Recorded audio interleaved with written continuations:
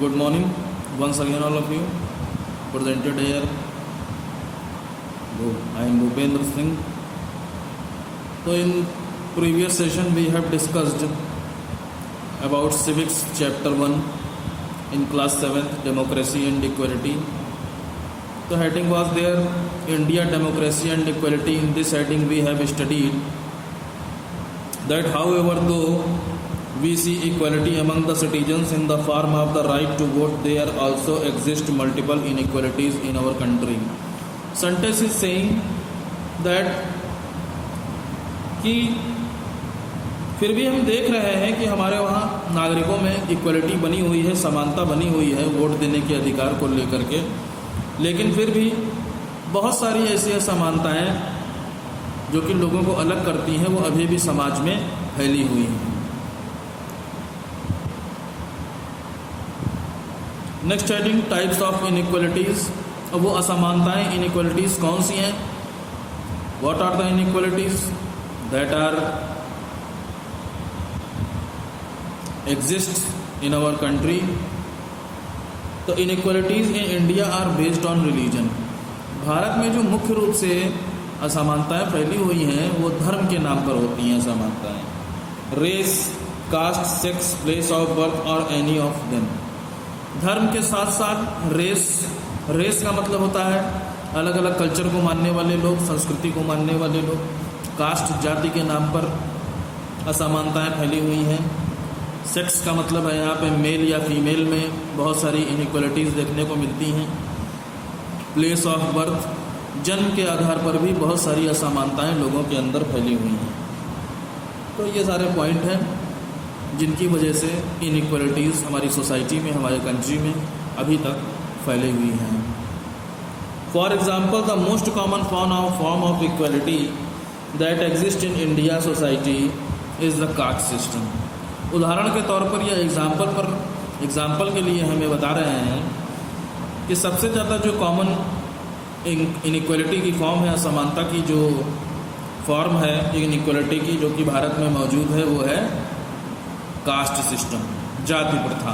ठीक है, जाति के नाम पर सबसे ज़्यादा हमारे वहाँ इनइक्वलिटीज़, असमानताएं फैली हुई हैं।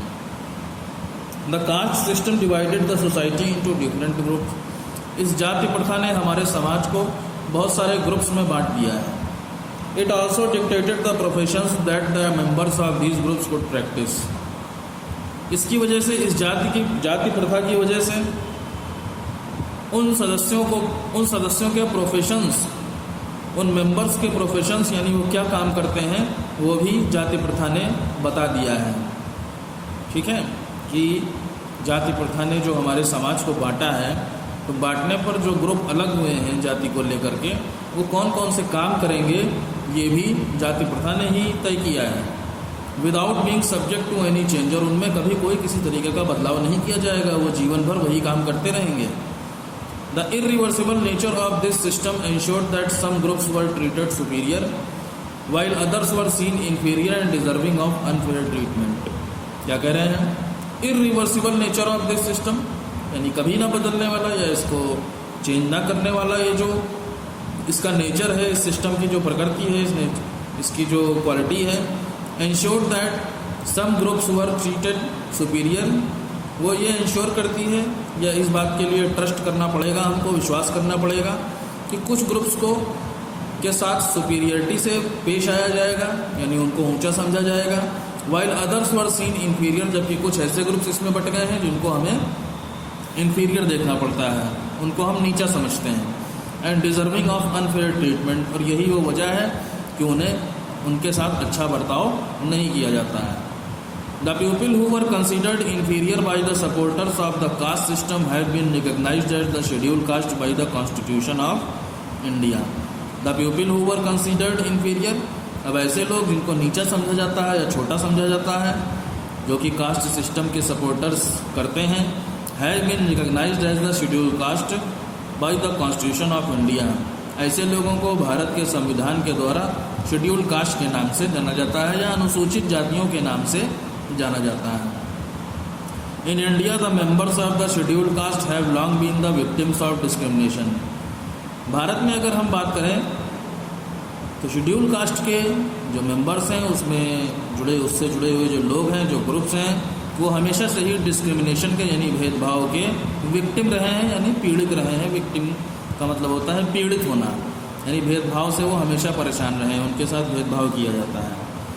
Untouchability subjected them to exploitation, untouchability की वजह से, यानी वो छू नहीं सकते हैं, वो गंदा काम करता है या वो छोटा काम करता है, इस तरीके की जो अनटचेबिलिटी की फीलिंग है हम लोगों के अंदर, इसकी वजह से उन पर अत्याचार किया जाता है, एक्सप्लॉयटेशन, उनका शोषण किया जाता है। Along with the lack of access to educational, इसके साथ साथ उनको शिक्षा से जुड़ी हुई, एम्प्लॉयमेंट, नौकरी से या रोजगार से जुड़ी हुई, और हेल्थ केयर फैसिलिटीज़ यानी सुविधा, स्वास्थ्य से जुड़ी हुई जो सुविधाएं हैं उसकी कमियों का भी सामना करना पड़ता है। Similarly there also exist gender inequalities in our society, बिल्कुल इसी तरह जेंडर को लेकर के भी बहुत सारी असमानताएं हमारे समाज में फैली हुई हैं, यानी मेल और फीमेल में भी बहुत सारी इनइक्वलिटीज़ या असमानताएं फैली हुई हैं।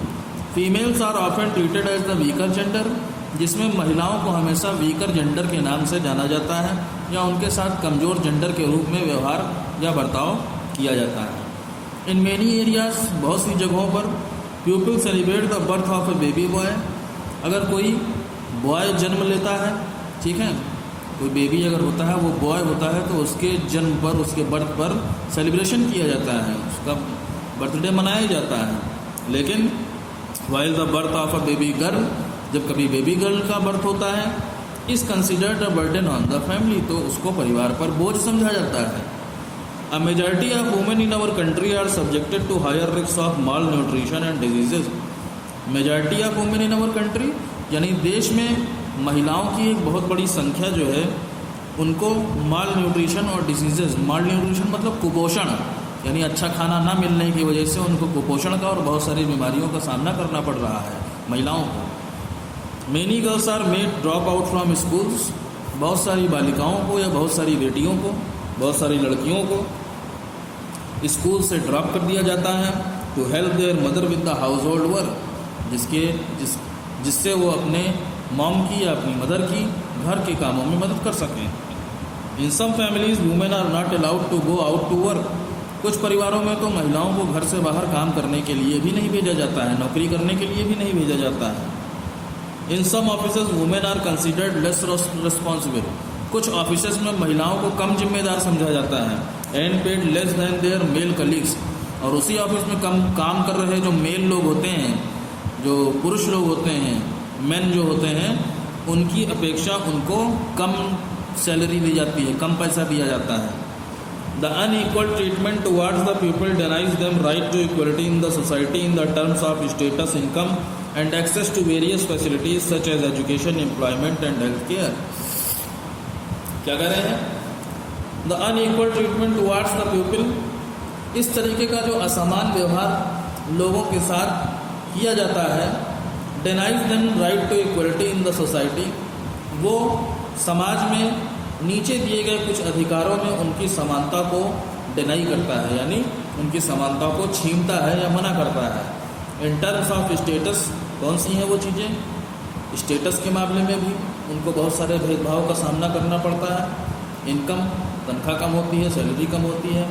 एक्सेस टू वेरियस फैसिलिटीज़, बहुत सारी सुविधाओं से उनको वंचित रखा जाता है, सुविधाएँ उनको नहीं दी जाती हैं। सच एज एजुकेशन, जैसे कि शिक्षा, एम्प्लॉयमेंट यानी रोजगार या नौकरी, एंड हेल्थ केयर या स्वास्थ्य से जुड़ी हुई जो सुविधाएं हैं वो महिलाओं के लिए इतनी ज़्यादा उपलब्ध नहीं है, इतनी ज़्यादा उनके लिए स्टार्ट नहीं है। ये सारे जो चीज़ें हैं वो असमानताओं में आती हैं, इनइक्वलिटीज़ में आती हैं, क्योंकि जेंडर के हिसाब से हमारे वहाँ हमारे देश के समाज में फैली हुई है। This discrimination hurts their respect and dignity as individuals and makes them feel unequal than others in the society. 10 यानी यही वो वजह है, डिस्क्रिमिनेशन हर्ट्स देयर रिस्पेक्ट, ये भेदभाव उनके सम्मान को ठेस पहुंचाता है, एंड डिग्निटी यानी उनकी जो इमेज बनी हुई है सोसाइटी में, उनकी जो समाज में इज्जत बनी हुई है उसको ठेस पहुंचाता है। एज इंडिविजुअल्स यानी व्यक्तिगत तौर पर उनको पर्सनली इस चीज़ की समस्या होती है। And makes them feel unequal than others in society, और उनको ये बात का एहसास होता है या इस बात का एहसास होता है कि समाज में दूसरे लोगों से वो अनइक्वल है, उनके जैसा व्यवहार उनके साथ नहीं किया जाता है। जैसा सबके साथ व्यवहार होता है वैसा उनके साथ भी करना चाहिए। तो इस तरीके से जो ये डिस्क्रिमिनेशन के विक्टिम्स हैं या डिस्क्रिमिनेशन या भेदभाव से जो लोग परेशान हैं उनको समाज में असमानता का सामना करना पड़ता है। Equality and the constitution of India, समानता और भारत का संविधान, यानी भारत का जो कॉन्स्टिट्यूशन है, इंडिया का जो कॉन्स्टिट्यूशन है, वो इक्वलिटी के लिए क्या कहता है, समानता के लिए उसके क्या थॉट्स हैं, क्या विचार हैं। Article 14 to 18 of the constitution of India recognize every individual in the country as equal irrespective of religion, race, caste, sex and place of birth. India के कॉन्स्टिट्यूशन में 14 से लेकर के 18 आर्टिकल तक recognize every individual in the country, ये article Bharat में, देश में हर व्यक्ति को धर्म के नाम पर, रेस किसी भी संस्कृति को मानने वाले के नाम पर, कास्ट जाति के नाम पर, सेक्स मेल या फीमेल में, एंड प्लेस ऑफ बर्थ जन्म के आधार पर सभी लोगों को एक जैसा मानता है।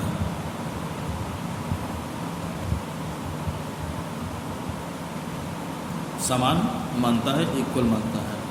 In order to establish equality in the society, इसलिए समाज में समानता को बनाए रखने के लिए it outlines the provisions given below, Bharat का संविधान नीचे दी गई कुछ बातें बताता है। First point, equality before law, कानून के सामने समानता। It means that every citizen of the country is to obey the same law. इस नियम का मतलब है, इस कानून का मतलब है कि कानून के सामने भारत के सभी नागरिक बराबर हैं। प्रोहिबिशन ऑफ डिस्क्रिमिनेशन, यानी भेदभाव पर रोक लगाना।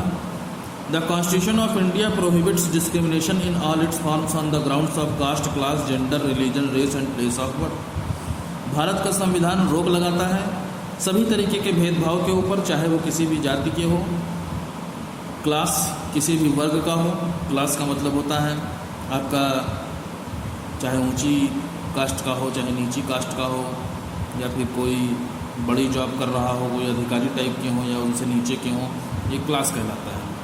जेंडर यानी मेल फीमेल में, रिलीजन धर्म, रेस हो गया अलग अलग कल्चर को मानने वाले लोग, एंड प्लेस ऑफ बर्थ यानी जन्म के आधार पर, किसी का कहीं भी जन्म हुआ हो, ये जितने भी पॉइंट हैं इनके आधार पर किसी के साथ भी किसी भी तरीके का कोई भेदभाव नहीं किया जाएगा।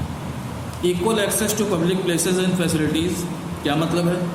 It means that everyone in the country has equal access to public places such as shops, markets and parks and public facilities such as roads and wells. इसका मतलब क्या है कि देश में हर व्यक्ति को पब्लिक प्लेसेस पर जाने की पूरी परमिशन है, चाहे दुकानें हों, बाज़ारें हों या पार्क्स हों। पब्लिक फैसिलिटीज़ यानी लोगों के लिए जो सुविधाएं हैं, जैसे कि सड़कें और कुएँ, इनके आधार पर किसी के साथ कोई भेदभाव नहीं किया जाएगा। हर व्यक्ति को सड़कों पर चलने का अधिकार है, हर व्यक्ति को कुएँ से पानी निकालने का अधिकार है, हर व्यक्ति को मार्केट में जाने का अधिकार है, हर व्यक्ति को पार्कों में जाने का अधिकार है, हर व्यक्ति को दुकानों में जाने का अधिकार है। ये सारी चीज़ें जो हैं वो किसी भी तरीके से असमानता का कोई भी रूल फॉलो नहीं करती हैं, सबके साथ इक्वलिटी हुई। एबॉलिशमेंट ऑफ अनटचेबिलिटी यानी छुआछूत की जो भावना हमारे वहाँ फैली हुई है, अनटचेबिलिटी जो फैली हुई है कि हम उसको नहीं छुएंगे, हम उसको नहीं छुएंगे, इसको भी भारत का संविधान रोकता है। कैसे रोकता है? The constitution of India abolishes untouchability in all its forms. Untouchability किसी भी फॉर्म में अगर हमारी सोसाइटी में मौजूद है तो ये कानून अनटचेबिलिटी को एबॉलिश करता है, यानी उसको ख़त्म करता है, उसको जड़ से उखाड़ता है। अगर इस तरीके की कोई चीज़ होती है तो तुरंत पुलिस में हम लोगों को कंप्लेन करनी है। अब क्या करें? In addition to these the constitution of India also authorises the government to take special measures to protect and encourage the advancement of women, children and scheduled caste, the scheduled tribes and differently abled people who are socially and educationally backward in the society.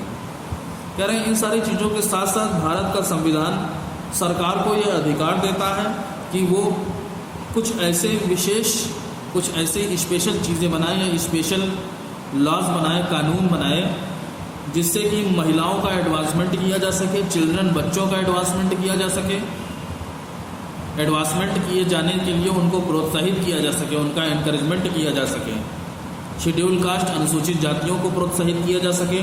Scheduled tribes मतलब अनुसूचित जाति, आदिवासी भी कह सकते हैं इनको। And differently abled people, और किसी न किसी तरीके से जो एबल हैं, डिफरेंटली एबल्ड पीपल जो इस लायक नहीं है कि वो समाज में जुड़ सकें, सोसाइटी में जुड़ सकें।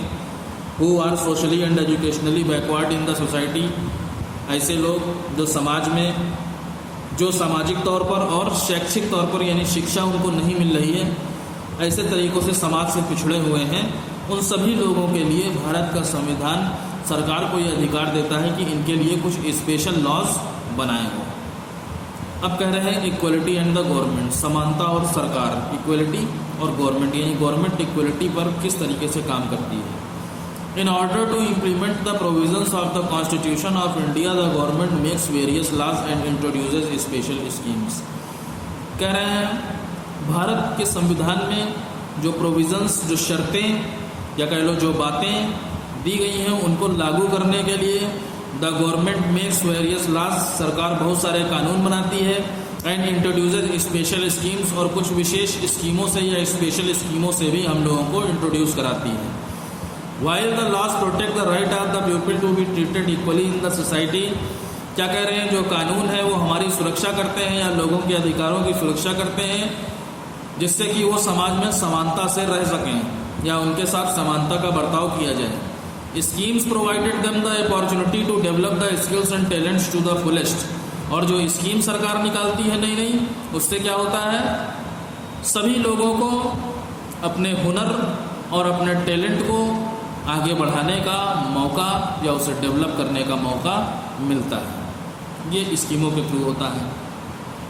One such scheme launched by the government is the mid day meal, ऐसी ही एक स्कीम जिससे लोगों के स्किल को और उनके टैलेंट को बाहर निकालने का या हुनर को और ज़्यादा अच्छा करने का मौका मिलता है, वो है मिड डे मील, मध्याह्न भोजन।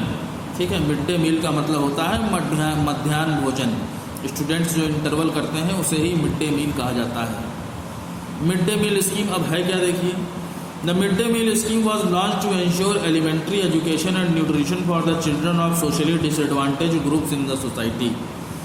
ये मिड डे मील स्कीम जो है, इसे इसलिए लॉन्च किया गया था टू एंश्योर एलिमेंट्री एजुकेशन, जिससे कि जो प्राथमिक शिक्षा, जो शुरुआती शिक्षा लोगों को या बच्चों को जो मिलेगी, and nutrition for children of socially disadvantage groups in the society, समाज में जो लोग फ़ायदा नहीं उठा पा रहे हैं अपने आगे बढ़ने के लिए, ऐसे लोगों के लिए, ऐसे बच्चों के लिए उनके न्यूट्रिशन का ध्यान रखते हुए, यानी उनको अच्छी हेल्थ मिल सके, उनको अच्छा पोषण मिल सके, न्यूट्रिशन मिल सके, तो इस चीज़ को कंप्लीट करने के लिए मिड डे मील स्कीम की जो योजना है वो सरकार की तरफ से लॉन्च करी गई थी कि प्राथमिक शिक्षा को और बच्चों को अच्छा पोषण मिले, वो स्वस्थ रहें, इसलिए मिड डे मील स्कीम जो योजना है वो स्टार्ट करी गई थी। Socially disadvantage groups in the society, यानी समाज में जो एडवांटेज नहीं पा रहे हैं, ठीक है, जिनको अच्छी चीज़ें उपलब्ध नहीं हो पा रही, जिनको न्यूट्रिशन नहीं मिल पा रहा है, एडवांटेज नहीं मिल पा रहा है, ऐसे लोगों को न्यूट्रिशन पहुंचाने के लिए और उनको स्टडी के लिए, उन बच्चों को स्टडी के लिए, बच्चे भी भाई लोग ही हैं, बड़े होकर वो लोग बन जाएंगे, पीपल बन जाएंगे, तो इनको स्टूडेंट्स को पढ़ाई के लिए प्रेरित करने के लिए, एनकरेज करने के लिए और उनकी हेल्थ भी अच्छी बनी रहे, इसलिए मिड डे मील योजना या मिड डे मील स्कीम जो है वो सरकार ने लॉन्च करी थी। The scheme was first introduced in the state of Tamil Nadu, सबसे पहले इस स्कीम को तमिलनाडु में इंट्रोड्यूस कराया गया था। उसके बाद 2001 में the supreme court instructed, supreme court ने ये इंस्ट्रक्ट किया, यानी उसने ये बताया कि all state governments to adopt the same program in their schools within the next 6 month, कि अगले 6 महीनों में जितने भी इस तरीके के विद्यालय हैं, जो प्राथमिक विद्यालय हैं, वो इस मिड डे मील स्कीम कार्यक्रम को, प्रोग्राम को अपने वहाँ लॉन्च करेंगे। ये सरकार ने, सुप्रीम कोर्ट ने आदेश दिया सभी राज्य सरकारों को कि अगले 6 महीनों में ये जो योजना है, ये जो स्कीम है मिड डे मील स्कीम, वो सभी स्कूलों में शुरू हो जाए या उसको अडॉप्ट कर लिया जाए, यानी उसको स्टार्ट करा दिया जाए। तो ये हो गई आपकी मिड डे मील स्कीम। अब achievements of the mid day meal scheme, mid day meal scheme के अचीवमेंट देखेंगे हम कि इससे क्या क्या फ़ायदा हुआ। Some of the benefits of the mid day meal scheme are given below, कुछ फ़ायदे जो कि मिड डे मील स्कीम से मिले हैं वो आपको नीचे दिए गए हैं। It has increase the enrolment and attendance rates of the poor children specially girls. इस मिड डे मील स्कीम की वजह से गरीब बच्चों की जो अटेंडेंस थी, उनका जो एडमिशन था वो स्कूलों में उसका रेट बढ़ गया, खासकर गर्ल्स का, यानी बेटियों का या लड़कियों का जो प्रतिशत था, जो परसेंटेज था, तो मिड डे मील स्कीम की वजह से स्कूलों में उनका एडमिशन बढ़ने लगा। It has address the classroom hunger of poor students who earlier came to school but could not concentrate on studies due to their empty stomachs. It has addressed the classroom hunger of poor students, यानी इस mid day meal scheme की वजह से वो गरीब बच्चे जो भूखे पेट स्कूल में जल्दी आ जाया करते थे और उनका पढ़ाई में मन नहीं लगता था, इसकी वजह से वो अपनी स्टडीज़ के ऊपर ज़्यादा कंसंट्रेट करने लगे हैं। It has brought about the freedom to the working mothers to continue their jobs without worrying about the lunch of their children. इसकी वजह से मिड डे मील स्कीम की वजह से उन सभी मदर्स को, उन सभी मॉम्स को या उन सभी माओं को आज़ादी मिल गई है अपनी जॉब को अच्छी तरीके से कंटिन्यू करने के लिए, क्योंकि अब उन्हें अपने बच्चे के लंच की चिंता नहीं करनी है। It has contributed in fostering equality and reducing caste and class barriers by allowing the children of both upper and lower caste eat meals together. It has contributed in fostering equality. इसने योगदान दिया है, contribution, इसने सहयोग किया है, help किया है इन फोस्टरिंग इक्वलिटी, समानता लाने के लिए, फोस्टरिंग मतलब लाने के लिए, समानता लाने के लिए, and reducing caste and class barriers, और जाति के नाम पर और क्लास के नाम पर यानी ऊंच नीच के नाम पर जो बैरियर्स लगे हुए हैं सोसाइटी में, बैरियर्स आप कह सकते हैं, जो रुकावटें हमारे समाज में आ रही हैं, उनके ऊपर भी रोक लगती है। कैसे? By allowing the children of both upper and lower caste eat meals together, क्योंकि इसमें चाहे ऊंची जात का कोई बच्चा हो चाहे नीची जात का कोई बच्चा हो, सबको साथ में खाना खाने का अधिकार दिया जाता है, या सब साथ में मिल करके खाना पीना खाते हैं। And lower caste eat meals together and by employing people from the disadvantage groups as cooks and assistant, और जो लोग बेरोजगार हैं उनको रोजगार के रूप में उन बच्चों के लिए खाना बनाने की जैसा काम भी मिल जाया करता है, कुक्स के रूप में या कुक्स के असिस्टेंट के रूप में, उनके हेल्पर के रूप में बहुत सारे लोगों को इसमें एम्प्लॉय भी मिला है, रोजगार भी मिला है। Other schemes introduced by the government include reservations of seats for poor children in private schools. कुछ और स्कीमें जो इंट्रोड्यूस करवाया है सरकार ने हमें, उसमें प्राइवेट स्कूलों में भी गरीब बच्चों